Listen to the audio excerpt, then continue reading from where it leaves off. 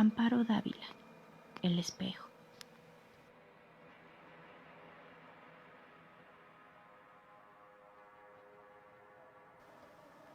Cuando mi madre me contó lo que le sucedía, se apoderó de mí una tremenda duda y una preocupación que iba en aumento, aun cuando yo trataba de no pensar en ello. 20 días antes, mi madre se había fracturado una pierna al perder pie en la escalera de nuestra casa. Fue un verdadero triunfo conseguir una habitación en el Hospital de Santa Rosa, el mejor de todos los sanatorios de la ciudad. Como yo tenía urgente necesidad de salir de viaje, precisaba acomodar a mamá en un buen sitio donde disfrutara de toda clase de atenciones y cuidados. Sin embargo, yo experimentaba remordimientos por dejarla sola en un hospital, agobiada por el yeso y los dolores de la fractura. Pero mi trabajo en Tractors and Agricultural Machinery CO me exigía ese viaje. Como inspector de ventas, debía controlar de tiempo en tiempo las diferentes zonas que abarcaban los agentes viajeros, pues generalmente sucedía que algunos de los vendedores no trabajaban exhaustivamente sus plazas, en tanto que otros competidores realizaban magníficas ventas. Mi trabajo me gustaba y la compañía se había mostrado siempre muy generosa conmigo, valioso elemento, según el criterio de los jefes. Me habían otorgado un magnífico sueldo y me dispensaban muchas consideraciones. En estas circunstancias, yo no podía negarme cuando me necesitaban. La única solución que hallé fue dejar a mi madre en un buen sanatorio, al cuidado de una enfermera especial. Durante las 3 semanas que duró mi viaje, el hospital me tuvo al tanto, diariamente, de la salud de mi madre. Las noticias que recibía eran bastante favorables, con excepción de un aumento en la temperatura que se presenta después de medianoche, acompañado de una marcada alteración nerviosa. El día de mi regreso me presenté en la oficina tan solo para avisar de mi llegada y corrí al hospital a ver a mamá. Cuando ella me vio, lanzó un extraño grito, que no era una exclamación de sorpresa ni de alegría. Era el grito que puede dar quien se encuentra en el interior de una casa en llamas y mira aparecer a un salvador. Así lo sentí yo. Era la hora de la comida. Con gran sorpresa comprobé que mamá casi no probaba bocado, no obstante que tenía enfrente su platillo favorito, chuletas de cerdo ahumadas y puré de espinacas. Estaba pálida, demacrada, y sus manos inquietas y temblorosas delataban el estado de sus nervios. Yo no me explicaba qué le había sucedido. Siempre había sido una mujer serena, controlada, optimista. Desde la muerte de mi padre, 10 años atrás, vivíamos solos con la servidumbre en nuestra enorme casa. No obstante que adoraba a mi padre, logró sobreponerse a su ausencia. Desde entonces nos identificamos de tal modo que llegamos a ser como una sola persona y jueces severos uno del otro. Su vida era sencilla y sin preocupaciones económicas. Con la herencia de mi padre y mi trabajo podíamos vivir con holgura. Los sirvientes se ocupaban totalmente de la casa y mi madre disponía de todo su tiempo, el cual distribuía en visitas, compras, el salón de belleza, bridge 1 o 2 veces por semana, teatro, cine. En 3 semanas mi madre había sufrido un cambio notable. Era una desconocida. Comprobé entonces aquella alteración nerviosa de la que me habían informado.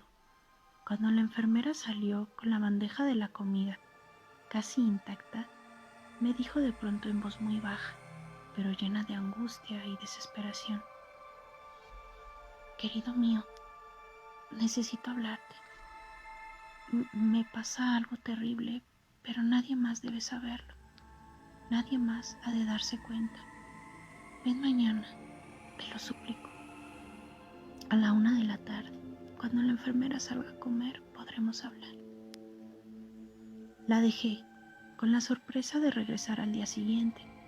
Muy preocupado por el aspecto de mi madre, me fui a ver al médico que la atendía. La señora sufre de un agotamiento nervioso, ocasionado por la impresión de la caída, el traumatismo inevitable de los accidentes. Me dijo sin darle mucha importancia. Yo le expliqué entonces que mi madre nunca se había dejado impresionar a tal punto por nada. Hay que tomar en cuenta también la edad de su madre, dijo. Frecuentemente se ven casos de mujeres serenas y controladas que cuando llegan a cierta edad se tornan excitables y sufren manifestaciones histéricas. Salí del consultorio descontento y nervioso. Las opiniones del doctor no habían logrado convencerme. Aquella noche no dormí, ni pude ir a la oficina al día siguiente. Antes de la 1 estuve en el hospital. Mamá tenía los ojos enrojecidos e inflamados los párpados. Supuse que había llorado. Al quedarnos solos me dijo: he vivido los días más angustiosos que puedas imaginar, y solo a ti puedo confiar lo que me sucede. Tú serás el único juez que me salve o me condene. Ser el uno juez del otro lo habíamos jurado al morir mi padre. Creo que he perdido la razón, me dijo de pronto, con los ojos llenos de lágrimas. Le tomé la mano con ternura. Cuéntamelo todo, todo, le supliqué. Fue al día siguiente de tu partida, por la noche. Estaba preparándome para dormir cuando entró en el cuarto Lulú, la enfermera nocturna, a darme una medicina que tomo a la medianoche. Recuerdo que me puso la píldora en la boca con una cucharilla y me ofreció un vaso con agua. Tragué la píldora y en ese momento, no sé por qué, miré hacia el espejo del ropero y... Mamá interrumpió bruscamente su relato y se cubrió la cara con las manos. Traté de calmarla acariciándole los cabellos. Cuando se descubrió la cara y pude ver sus ojos, un estremecimiento recorrió mi cuerpo. Permanecimos un rato en silencio como dos extraños, uno frente al otro. No le pregunté lo que había pasado, ni lo que había visto o creído ver en el espejo.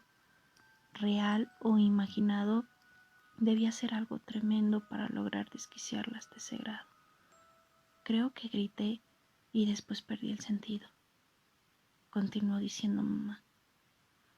A la mañana siguiente pensé que todo había sido un sueño, pero por la noche, a la misma hora, volvió a suceder y lo mismo sucede noche a noche. Después de esta plática con mi madre, también yo comencé a vivir los días más angustiosos de mi existencia. Perdí el interés por mi trabajo, me sentía cansado y lento. Durante las horas que pasaba en la oficina me convertía en un autómata. Creo que he perdido la razón. El relato interrumpido, la angustia transformando su rostro, su desesperación, giraban de continuo en mi mente. Cuando la enfermera Lulú me dio la pastilla, miré hacia el espejo. Traté de apartar de su mente el temor que yo misma empezaba a sentir. Le prometí aclararlo todo y devolverle la tranquilidad y la confianza en sí misma. Dadas las condiciones en que se encontraba, los médicos decidieron que necesitaba mayor reposo y solo me permitieron visitarla miércoles y domingos. Yo pasaba los días y la mayor parte de las noches tratando de encontrar alguna explicación a todo aquello y la forma de remediarlo. Un día pensé que tal vez a mi madre le desagradaba la enfermera Lulú, en forma consciente o inconsciente, o le recordaba alguna vivencia de su infancia, provocando esto aquella extraña situación.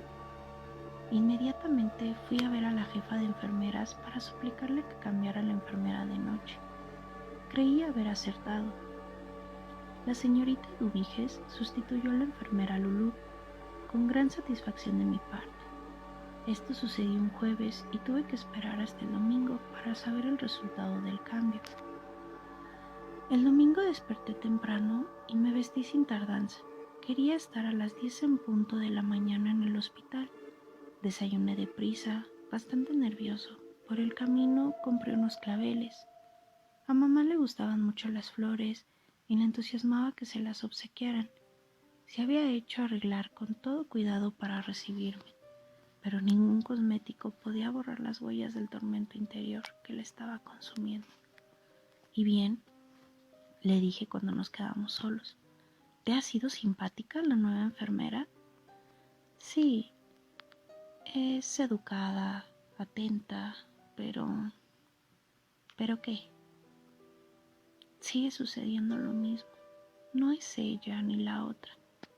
Nadie tiene la culpa. Es el espejo, el espejo. Esto fue todo lo que pude averiguar. Mamá no podía relatarme más. El solo recuerdo de aquello la desquiciaba totalmente. Nunca me había sentido más deprimido y desesperado que ese domingo cuando salí del hospital. Entonces decidí cambiar a mi madre a otro sanatorio, no obstante que resultaba difícil su traslado y se corría el riesgo de estropear el yeso. Pero no podía dejarla así, consumiéndose día a día. Tal vez en otro sitio se tranquilizara y olvidase aquella pesadilla.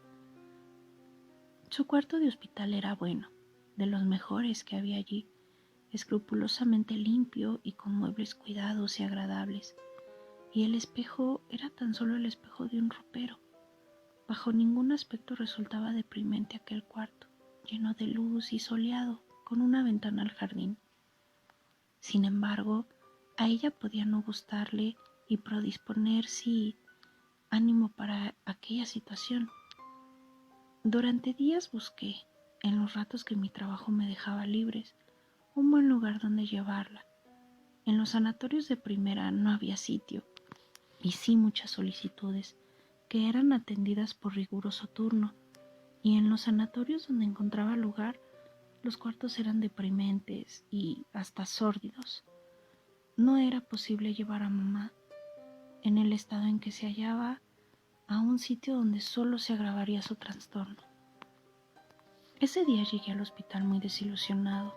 Temía entrar en el cuarto de mamá y darle la noticia de que no había encontrado dónde cambiarla. Ella estaba terriblemente pálida y decaída. Parecía la sombra, el recuerdo de una hermosa y sana mujer. Hablábamos los dos con dificultad, con grandes pausas, dando vueltas y rodeos, esquivando la verdad. Cuando por fin le dije que no era posible sacarla de allí, se llevó el pañuelo a la boca y sollozó, lenta y dolorosamente, como el que sabe que no hay salvación posible. El viento penetraba por la ventana abierta y era también pesado y sombrío como aquella tarde de octubre. El fuerte olor de los tilos que llenaba el cuarto me asfixiaba. Ella seguía sollozando, ahora sordamente. Su dolor y su desesperanza me entorpecían y destrozaban. Haría todo por salvarla, por no abandonarla en aquel abismo. Sentía que la noche había caído sobre ella, cubriéndola, y ella se revolvía entre sombras, indefensa, sola. Resolví entonces permanecer a su lado y rescatarla. Pedí que me pusieran una cama adicional y avisé que la acompañaría por las noches. A nadie le sorprendió mi decisión. Aquella noche, primera que pasé en el hospital con mamá, cenamos carnero al horno y puré de papa, compota de manzana y café con leche y bizcochos. Mi madre se había recobrado mucho con mi sola presencia. Cenó con regular apetito. Después fumamos varios cigarrillos, tal como lo acostumbrábamos en casa, y charlamos tranquilamente. Hacia las 10 de la noche entró en el cuarto la señorita Eduviges para arreglar la cama de mamá y revisar que la pierna fracturada estuviera en correcta posición para la noche. Yo las observé con gran atención, pero la actitud de ambos resultaba completamente normal. Miré hacia el espejo. Allí se reflejaba la imagen de la señorita Eduviges, alta, muy delgada, casi huesuda. En su cara amable, enmarcada por sedoso cabello castaño, destacaban los gruesos lentes de miope. El espejo reflejó por algunos minutos aquella imagen exacta, fiel. Mi madre estaba en calma y sin tensión aparente. Seguimos platicando y haciendo proyectos. Nuestra casa necesitaba, desde hacía tiempo, un buen arreglo. Desde la muerte de papá no le habíamos hecho nada. Yo sugería encomendar la reparación a un buen arquitecto, pero mamá opinaba que eso nos resultaría muy costoso y proponía que era mejor conseguir algunos operarios y nosotros mismos dirigir la obra según nuestro deseo. Eran pasadas las 11 de la noche y yo empezaba a sentirme inquieto ante la proximidad de los acontecimientos. Comencé a desnudarme lentamente y con todo cuidado para evitar que algún movimiento brusco denunciara mi nerviosidad y mi madre se diera cuenta. Quería ante todo comunicarle calma. Doblé los pantalones siguiendo el hilo de la raya y los coloqué sobre el respaldo de la silla, junto con el saco y la camisa. Ya en pijama me tendí sobre la cama sin deshacerla todavía. Desde allí dominaba, sin ninguna dificultad, la cama de mamá y el espejo. Después de las 11:30, mamá comenzó a inquietarse. Movía las manos constantemente, las apretaba, se las llevaba hacia la cara. Su frente estaba húmeda. No pudo seguir conversando. Unos minutos antes de las 12 de la noche llegó la señorita Eduviges, trayendo una charolita con un vaso de agua y una pastilla en una cuchara. Cuando ella entró, me incorporé sobre las almohadas para observar mejor. Ella llegó hasta la cama de mamá y a tiempo que le decía, ¿cómo se siente la señora? Le acercaba a la boca la cuchara con la pastilla y hacía que la tomara. En ese momento, mamá gritó. Miré el espejo. Allí no se reflejaba la imagen de Eduviges. El espejo estaba totalmente deshabitado y oscuro, ensombrecido de pronto. Sentí que algo se rebullía en mi interior, tal vez el estómago, y se contraía. Después experimenté un gran vacío dentro de mí igual que en el espejo. ¿Qué pasa, señora? ¿Qué pasa? Oí que decía la enfermera. Yo no podía apartar la vista del espejo. Ahora tenía la casi seguridad de que de aquel vacío, de aquella nada, iba a surgir algo. No sé qué, pero algo que debía ser inaudito y terrible. Algo cuya vista ni yo ni nadie podría soportar. Me sentí temblar y un sudor frío corrió por mi frente. Aquella angustia que empecé a sentir en el estómago iba creciendo en tal forma que sin poder ya más lancé un grito ahogado y me cubrí la cara con las manos. Oí que la enfermera salía corriendo. Haciendo un poderoso esfuerzo llegué hasta la cama de mamá. Ella temblaba de pies a cabeza. Estaba lívida y su mirada tenía una expresión de extravío. Parecía febril. Le apreté las manos con fuerza y ella supo entonces que yo había compartido ya aquella terrible cosa. En ese momento volvió la enfermera Eduviges acompañada por 2 médicos. Siempre sucede lo mismo, noche tras noche, dijeron dirigiéndose hacia mí. A la misma hora se presentan estos trastornos. Yo no les hice ningún comentario. Sabía que no podría pronunciar ni una palabra. Póngale una inyección de Sevenal, le ordenaron a Eduviges. Después salieron los 3. La enfermera regresó rápidamente con la inyección. Mientras se la aplicaba a mi madre, me atreví a mirar el espejo. Allí se reflejaba la imagen de ella, la cama de mamá, mi rostro desencajado. Eran entonces las 12:20. Durante 5 días sufrimos, noche a noche, mi madre y yo aquella tremenda cosa del espejo. Yo entendía entonces el cambio sufrido por mi madre, su desesperación, su hermetismo. No había palabras para describir aquella serie de sensaciones que uno iba sintiendo y padeciendo hasta la desesperación. Y cada vez el presentimiento de que algo iba a surgir de pronto se hacía más cercano, inmediato casi, y no podríamos soportarlo, lo sabíamos bien. Entonces pensé que la única solución consistiría en cubrir el espejo. Sería como levantar un muro impenetrable, un muro que nos salvara de... Decidimos cubrir el espejo con una sábana. Cerca de las 11 de la noche llevé a cabo nuestro plan. Cuando la señorita Eduviges se presentó, como de costumbre, Un poco antes de las 12 de la noche, con su pastilla y su vaso de agua, el espejo se encontraba cubierto. Mi madre y yo nos miramos satisfechos de haber acertado. Pero de pronto, bajo la sábana que cubría el espejo, empezaron a transparentarse figuras enormes, masas oscuras que se movían angustiosamente, pesadamente, como si trataran, en un esfuerzo desesperado, de traspasar un muro o el tiempo mismo. Entonces sentimos una oscura música dentro de nosotros mismos, una música dolorosa, como gemidos o gritos, tal vez sonidos inarticulados salidos de aquel mundo que habíamos clausurado por nuestra voluntad y temor. Nos descubrimos traspasados por 1000 espadas de música dolorosa y desesperada. A las 12:05 todo terminó. Desaparecieron las sombras bajo la sábana y la música cesó. El espejo quedó en calma. La señorita Eduviges salió del cuarto sorprendida de que mamá no hubiera tenido su acostumbrado ataque. Cuando quedamos solos, me di cuenta de que los dos llorábamos en silencio. Aquellas sombras informes y encarceladas, aquella su lucha desesperada e inútil, nos habían hecho pedazos interiormente. Los dos conocimos entonces toda nuestra insensatez. No volvimos a cubrir más el espejo. Habíamos sido elegidos y, como tales, aceptamos sin rebeldía ni violencia, pero sí con la desesperanza de lo irremediable.